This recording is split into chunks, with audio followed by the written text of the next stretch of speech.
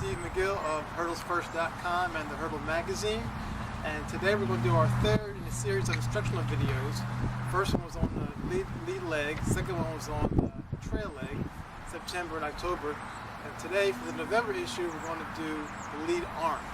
Okay, so I'm going to talk about different styles of lead arm that we see among prominent hurdlers in the present and in the past, and then kind of point out the style that I like the best, and also going to discuss the 1, 2, 3 of the lead arm, similar to the 1, 2, 3 of the lead leg and trail leg. So let me go back and talk about those things briefly. Okay, so for the lead leg, the knee comes up, cycles to the hurdle, and then cycles back down to the ground. Okay, so 1, open, 2, 3, cycle. Trail leg pushes off the ground, knee comes up, drives to the front. That's the 1, 2, 3. So now we're going to talk about the lead arm and how it connects with those. Okay. So in terms of the timing of going over a hurdle, always it's going to be that 1, 2, 3. You're going to see that even if part of the rhythm is off, you're still going to see the 1, 2, 3 of the arms and the legs. Okay. So I'm going to start by describing Alan Johnson's style. Alan Johnson, 1996 Olympic champion, won 4 world championships and whatnot. One of the best hurdlers ever, if not the best hurdler ever. Okay, Alan Johnson's lead arm did this. Okay, so when he took off, the arm would come up. Okay, then it would come over. He would kind of turn his hand out, so the palm was facing outwards. Okay, and then he would bring it down. So it was, I'll just do it with the arm. 1, 2, 3. So it looked like this. Boom, boom. That's how it looked. Okay, so with the lead leg, it would go 1, they both come up together. 2, lead leg kicks open. Arm comes to where the palm is facing the front. And then 3, the leg comes down on the other side, and the arm comes down with it. Okay, 1, 2, 3. That's Alan Johnson. Okay, Aries Merritt, 2012 Olympic champion, 1280, does this. Okay, his 1, 2, 3 is this. Okay, he takes off 1, kind of opens up to the outside. 2 comes up over his head. 3 comes down. Okay, so it's 1, 2, 3. Okay, when it happens real fast. So the thing about Merritt is, if you look at Merritt from around 2006 or so, his arm was very wide. Okay, so it would come very far out here, very high up here, and then came all the way down. So the reason Merritt wasn't as fast back in the days as he is now was because it took a long time to execute that whole motion.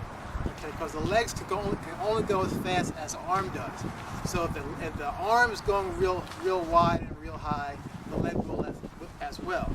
The more recent Aries Merritt that we know as the Olympic champion and world record holder will do a much tighter motion. It's the same motion, it hasn't changed, but it's much tighter. Okay, so instead of being way out here, it's more here. So it's boom, boom, right to the forehead, not way over here, up here anymore. Boom, boom, boom. Okay, so it's boom.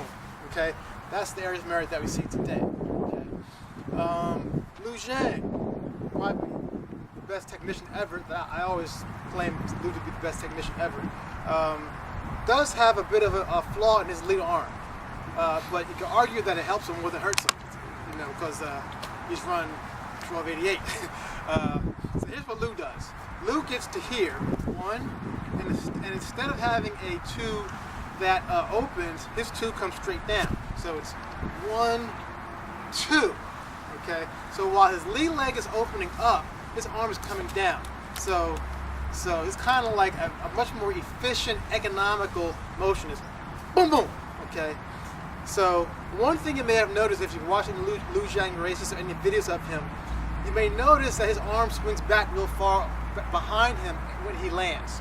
Okay, as he comes down, and it's like, and his hips kind of go a little bit offline because of that. So you're wondering why?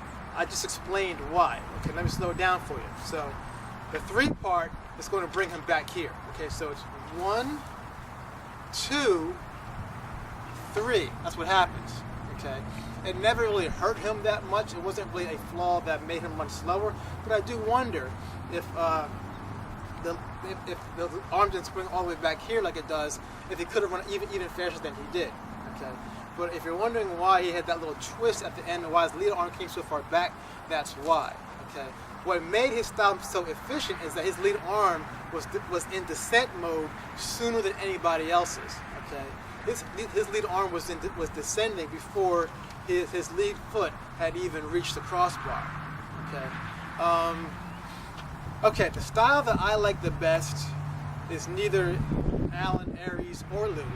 The style I like the best, I would say, is done by Sally Pearson and Dominic Arnold. Just by my view of it, looking at it and studying it, Dominic Arnold does the same thing as well. Here's what I say Pearson and Arnold do. Okay. One, okay, same as Johnson. One, but where Johnson would do this, okay, Pearson and Arnold seem to do this. Boom. Okay, so the arm comes, it kind of opens like a little door there. Okay, 1, 2, 3. Okay, so it's like a bicycle. The reason I like this style the best is because the lead arm ultimately is mimicking exactly what you want the lead leg to do. So the lead arm and lead leg are doing the exact same thing. Okay, let me show you. So it's 1, 2, 3. Okay, they rise together, they open together, they cycle back down together.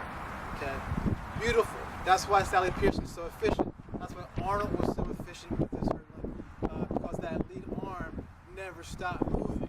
Okay, the good thing about all these styles that I'm talking about here today is that all these hurdlers have the 1, 2, 3 down, and the other thing is all of them finish with a downward motion, and that downward motion is so important because that downward motion pulls the trail leg to the front. The trail leg's here, boom. Because the arm comes down, the knee comes up. Okay. If you don't have this, you don't have this. Okay. A lot of hurdlers who have lead arm problems, a lot of women who run with the elbows out, I see that a lot. Okay.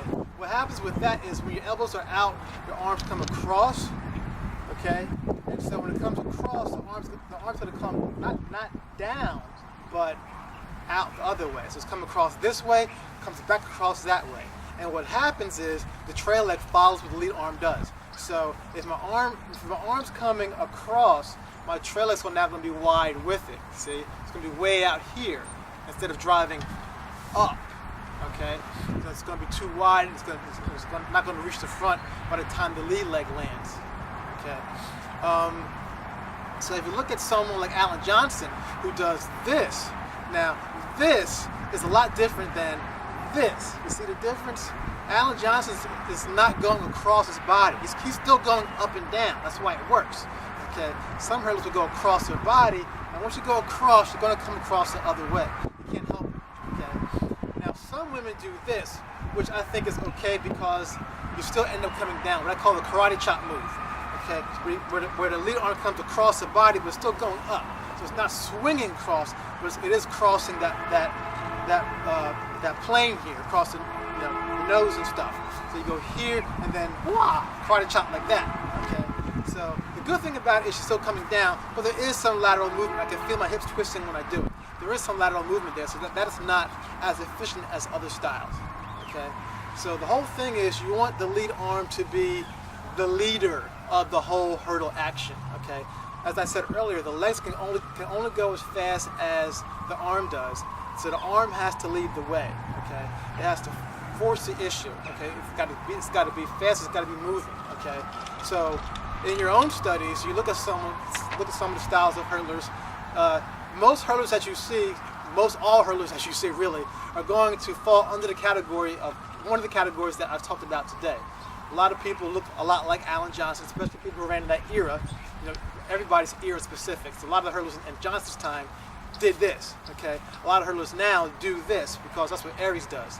Look at someone like David Oliver. He's kind of like your prototypical old school hurdler, who just kind of keeps it boom, boom. Okay, up and down. And there's a slight pause here and then boom. Okay, and then you have the people who are a lot like Sally and Dominique Arnold. Lou's style, you don't really see a lot of people copy that as much for whatever reason. I don't really know. Okay, but that's all we have for the lead arm today. And I hope that answers a lot of questions you may have had about how that functions in the hurdle motion. Okay. Next month in the December issue, we're going to talk about the forward lean over the hurdle and how the lean ties into all of this, from the lower back, the waist, and the chin coming down. Okay, so we'll talk about the lean and tie that all in with it in the December issue. Okay, so thanks again for your attention, and I hope you learned a lot today, and I'll see you next month.